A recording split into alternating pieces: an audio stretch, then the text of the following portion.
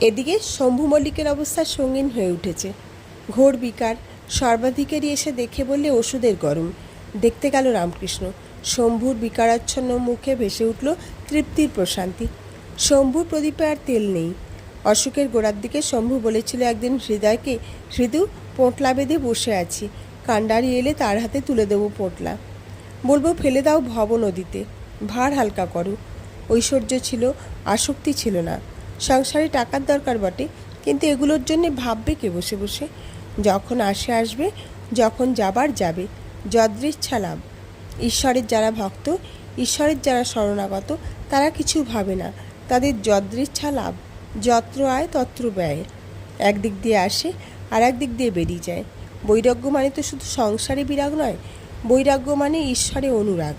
যার ঈশ্বরে অনুরাগ আছে তার অন্য অঙ্গরাগে দরকার নেই। জানিস, যারা ভক্ত তারা হচ্ছে ঈশ্বরের আত্মীয়।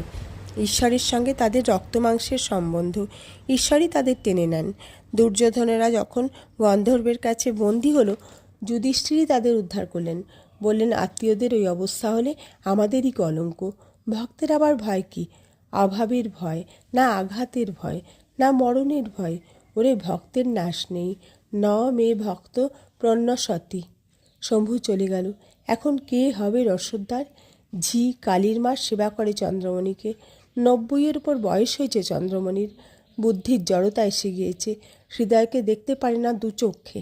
কী করে তার ধারণা হয়েছে অক্ষয়কে ওই মেরে ফেলেছে। এখন বলছেন রামকৃষ্ণ আর সারদাকে সে মেরে ফেলবে।